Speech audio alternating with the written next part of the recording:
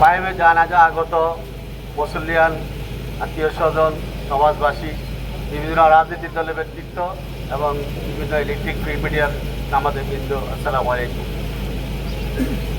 প্রিয় ভাইরা, আসলে অনেক জানাজা আমরা কথা বলি, কিন্তু আজকের সেই জানাজার অন্যান্য জানাজা এক না, এটা ব্যতিক্রম। কারণ একটা মানুষ একটা বয়সের পরে যখন মারা যায়, অনেকেই মনের দিক থেকে সান্ত্বনা নিতে পারে। এই বাচ্চাটা মাত্র তার এই বয়স 15-16 বছর নানার বাড়িতে বেড়াতে আসছে, এই অবস্থায় সে খুন হয়েছে।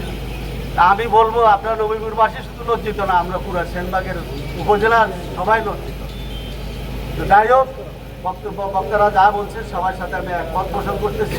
তবে সন্ত্রাসীদের কোনো দল নাই।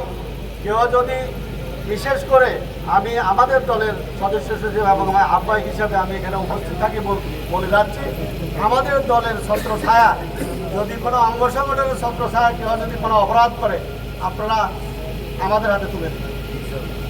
আমরা কী শাস্তি করি আপনারা দেখেন। আর প্রশাসনের প্রতি অনুরোধ রাখবো, ভাইজান 24 ঘন্টার উপরে মতো হয়ে যাচ্ছে, মানুষ ধৈর্যহারা হয়ে যাচ্ছে। সুতরাং মানুষের ধৈর্যের বাদ ভাঙলে কী ঘটে, জনবিস্ফোরণ খুব খারাপ জিনিস।